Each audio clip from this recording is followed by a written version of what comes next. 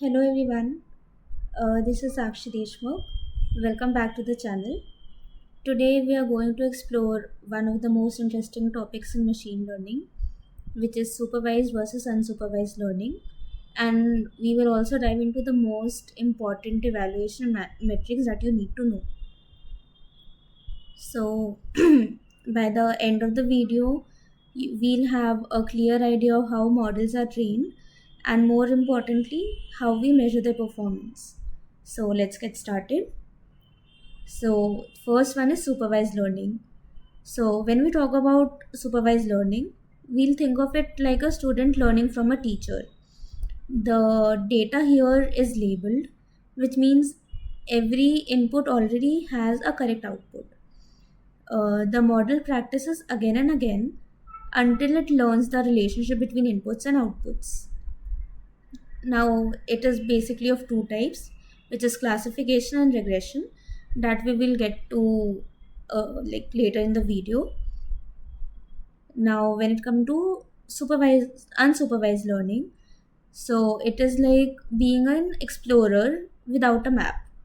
The data here is unlabeled, meaning we don't know the answers in advance. It is the model's job to find hidden structures and patterns within the data. So, like, now let's talk about the two types of supervised learning, which is classification.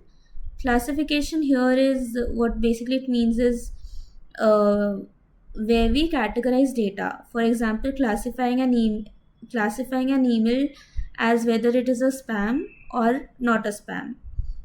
Whereas in regression, we predict continuous values, like predicting house prices, temperature, mobile prices, and all of those things.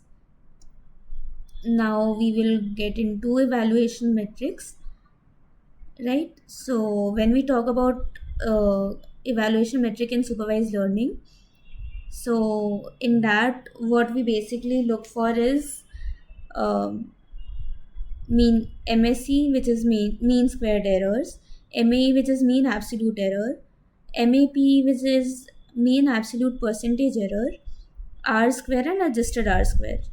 Now, since in regression problems we deal with continuous values, so accuracy here doesn't actually make sense.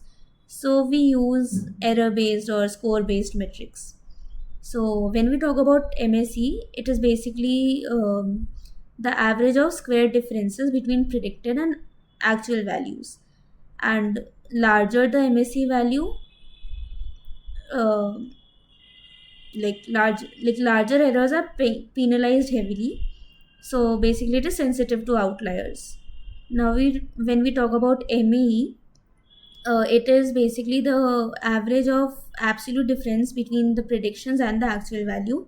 It is much easier to interpret as it tells us that the what is the average amount of error that the model has made.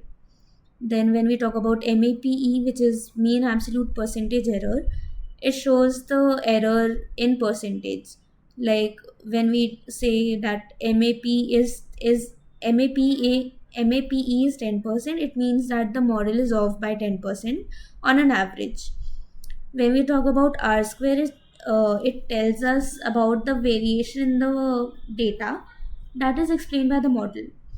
And like closer the value of R square to 1 is a better fit.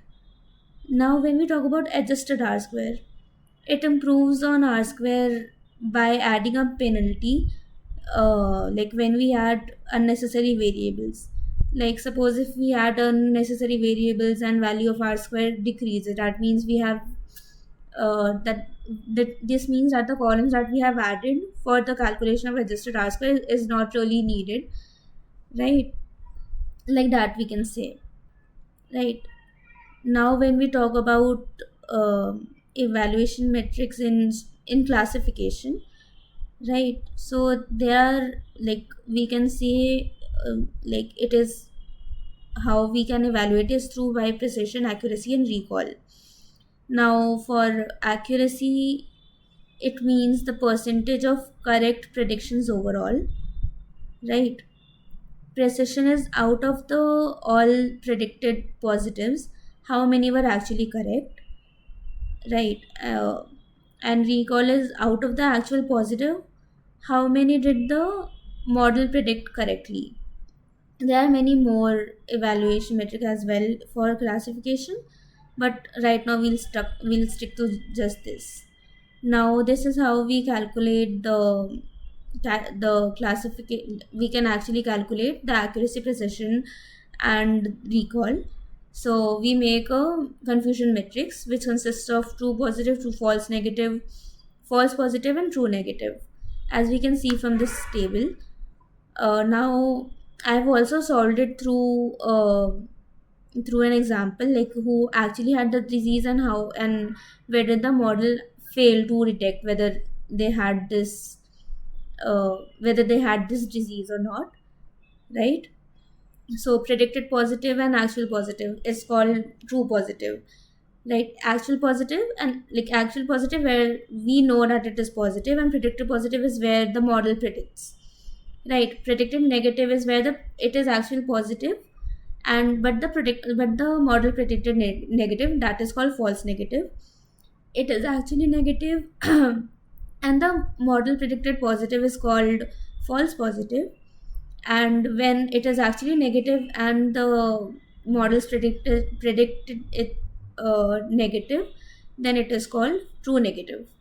Now from this example of the disease, I have calculated recall, precision, and accuracy, right? So recall is 0.75, precision is zero point 0.6, and accuracy is 0.5. So from this example, from these evaluation, we can do the what we can predict, what we can inference is that the accuracy of model is 93%, precision is like 61.5 ish, right? And it is the recall of the model is 80%. That means that the model has successfully identified 80% of the people who actually had the disease. um, Now, thank you for watching. I hope this video helped. Please like, share, and subscribe.